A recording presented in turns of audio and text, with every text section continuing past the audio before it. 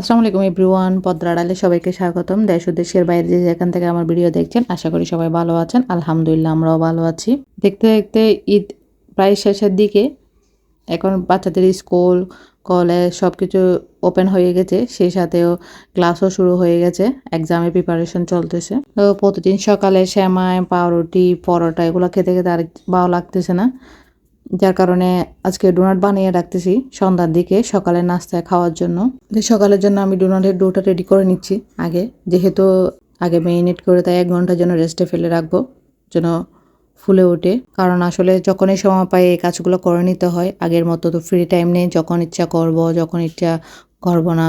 মাখা হয়ে গেছে ডোনাটের ডোটা। এখন আমি 1 ঘন্টার জন্য রেস্টে রেখে দিব এইভাবে। প্রায় 1 ঘন্টা পরে দেখেন কি অবস্থা হয়েছে, একদম ডোটা ফুলে গেছে। এখন আমি ডোনাট বানার জন্য প্রিপারেশন নিয়ে নিব।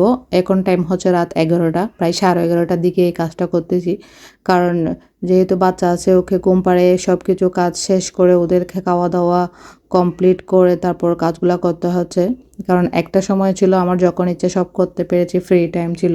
পুরা দিন রাত কাজ, পুরা কাজ 2 ঘন্টা 3 ঘন্টার মধ্যে করে বাকি টাইমটা ফ্রি ছিল। কিন্তু সেই সময়টা, সেই সময়, সেই সুযোগ এখন তো আর নেই, যেহেতু বাবু আছে। তার কারণে এখন যখন বাবু ঘুমিয়ে পড়ে তখন আমি কাজগুলো করে নিই। এখন আমি ডোনাট বানিয়ে নিচ্ছি। এটা হচ্ছে আসলে ডোনাট হচ্ছে অন্যরকম, বাট আমি ভিন্নভাবে ডোনাটটা বানাবো আজকে। প্রথমে ডোনাট বানানোর জন্য আমি ডো নিয়ে নিয়েছি। ডোটা হচ্ছে রুটি বানানোর জন্য যতটুকু লাগে অতটুকু নিলেই হবে, যেহেতু এগুলা ফুলে যায়। তারপর এভাবে লম্বা করে গোল করে এভাবে পাঁচটা দিতে হবে। আসলে দেখেই শিখতে পারেন। দেখেন মাশাআল্লাহ। এইভাবে বানিয়ে আমি আধা ঘন্টার জন্য কাপড় দিয়ে ঢেকে রাখবো, ভেজা তাওয়াল দিয়ে বা ভেজা যে কোনো শুকনা কাপড় দিয়ে। দেখেন মাশাআল্লাহ অনেকগুলো রেডি হয়ে গেছে। আধা ঘন্টা পরে এগুলো তেলের মধ্যে একটা একটা ফ্রাই করে নিচ্ছি। দেখেন মাশাআল্লাহ তেলের মধ্যে দিয়ে দিয়েছি, দেখতেও সুন্দর লাগতেছে। এরকম করে অল্প অল্প উপরে তেল উপরে উঠে দিলে কি হয়, একদম ফুলে যায় ডোনাটগুলা। খেতেও অনেক মজা হয়। দেখুন মাশাআল্লাহ আমি উল্টিয়ে দিয়েছি, ডোনাটের কালার এসে গেছে সুন্দর। কিছুক্ষণ পর পর এভাবে উল্টিয়ে পাল্টিয়ে দিতে হবে, চাইলে গাঢ় কালার করতে পারে। আমি এরকম হালকা কালারের মধ্যে নিয়ে নিব। মাশাআল্লাহ ডোনাট রেডি। একে একে আমি সব ডোনাটগুলো একদম ভেজে নেব। দেখো ডোনাটটা কত পারফেক্ট হয়েছে, একদম নরম সফট এরকম থেকে যাবে 2 দিন পর্যন্ত। এটা হচ্ছে রাতের দিক দিয়ে আমি কাজটা সেরে নিয়েছি সকালে নাস্তার জন্য। যেহেতু বাচ্চারা আছে, বাবুও একসাথে উঠে যায়, নাস্তা বানাতে অনেক কষ্ট হয়ে যায়। তার কারণে আগে থেকে রেডি করে রাখলে সকালে সবাইকে একসাথে নাস্তা দিতে পারি। দেখুন মাশাআল্লাহ প্রায় 1 কেজি ময়দা দিয়ে অনেকগুলা হয়েছে। দেখতেও অনেক সুন্দর, খেতেও অনেক মজা। বাট ডোনাটের শেপটা ডিফারেন্ট ডিফারেন্ট হয়েছে। হচ্ছে সকালের দিক দিয়ে আমি সোফাগুলো ভালো করে ক্লিন করে নিচ্ছি। ক্লিন করে মুছে একদম ঠিকঠাক করে রাখবো, যেহেতু হল রুম সকালবেলা গুছিয়ে নিতে হয়। সেই সাথে সোফার বালিশগুলোও রেডি করে দিয়েছি, ঝেড়ে ঝুড়ে সুন্দর করে গুছিয়ে রেখে দিয়েছি এবং ভালো করে ক্লিন করে নেব সোফাগুলো। আসলে ডেলি ক্লিন করতে হয় এই জায়গাতে, যেহেতু বাচ্চারা বসে। আসলে জিনিসগুলো যত্ন করে বলে, পরিষ্কার রাখে বলে এখনো পর্যন্ত অনেক দিন এভাবে নতুনের মতো রয়ে গেছে। প্রায় আমার সোফাটার বয়স হচ্ছে প্রায় 9.5 বছর মতো হচ্ছে। কোনো মাশাআল্লাহ একদম নতুনের মতো রয়ে গেছে। আসলে এতদিন কভার ছিল, কভারটা প্রায় 7 বছর মতো, 7 বছর ইউজ করার পর নষ্ট হয়ে গেছে। এখন একটা কভার অর্ডার দিব মনে করতেছি। এখন নতুন কভার লাগাতে হবে, পুরাতনগুলো সব ছিঁড়ে গেছে। সম্পূর্ণ কমপ্লিট হয়েছে আমার হল রুম ক্লিন করা। সেই সাথে ডাইনিং টেবিলটাও ক্লিন করে নেব। কারণ এই কাজগুলো না আমি বাচ্চারা ঘুম থেকে ওঠার আগেই ঝটপটভাবে করে নিই, গুছিয়ে রাখি। যেহেতু বাচ্চারা উঠে নাস্তা করতে বসে যায়, যার কারণে নাস্তা করতে বসলে প্রায় 1 ঘন্টা ওখানেই চলে যায়। বাচ্চারা কথা বলতে থাকে একজন আরেকজনের সাথে। তার কারণে ওরা ওঠার আগে যদি কাজগুলো আমি এইভাবে গুছিয়ে রাখতে চাই। টেবিল ক্লিন করে আমি বেসিনটাও ক্লিন করে নিচ্ছি। সেই সাথে শোকেস ভালো করে মুছে নিচ্ছি। ধুলাবালি ডেলি মোছার পরও সকালবেলা ধুলাবালিগুলো দেখা যায় গ্লাসের মধ্যে, নিচে, সব জায়গাতে। সেজন্য আমি সপ্তাহে 15 দিনে একবার স্প্রে করি। আমি ডেলি শুকনো কাপড় দিয়ে ক্লিন করে নিই। হঠাৎ ফোন এসেছে, মেহমান আসতেছে, ঝটপটভাবে যেটা আছে সেটা দিয়ে নাস্তা দিব মেহমানদেরকে।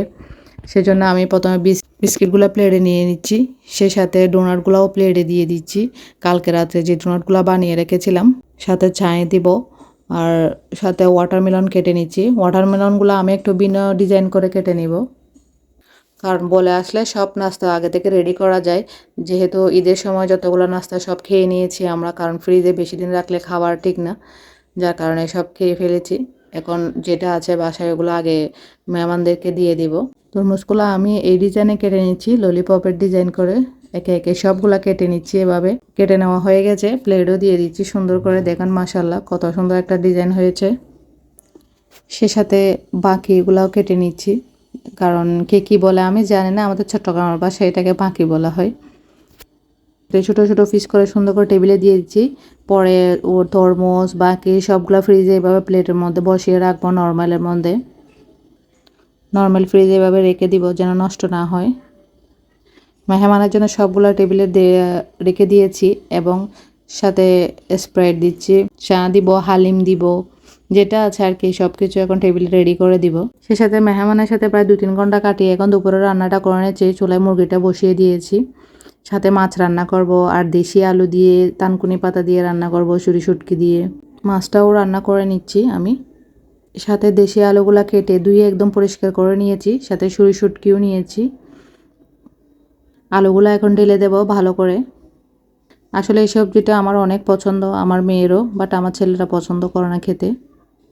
আবার মেহমান যেটা এসেছে সেটাও এত কিছু খেতে পছন্দ করে না, শুধু মাছটাই খেতে পছন্দ করে, কোনো মাংস বা অন্যান্য কোনো জিনিস খেতে পছন্দ করে না, শুধু মাংসটাই খেতে পছন্দ করে। সেজন্য তার জন্য শুধু মাছ খেতেই পছন্দ করে।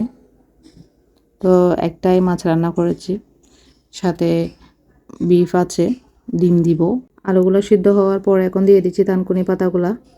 খেতে অনেক মজা হয়। কারা কারা এভাবে খেয়ে থাকেন আমাকে কমেন্ট করে জানাবেন। আমার খেতে কিন্তু অনেক ভালো লাগে এই সবজিটা এইভাবে। আজকের ভিডিওটা এইটুকুই। যদি ভালো লাগে একটি লাইক দিবেন এবং অন্যদেরকে দেখার সুযোগ করে দিবেন। ভালো থাকবেন, সুস্থ থাকবেন। আসসালামু আলাইকুম।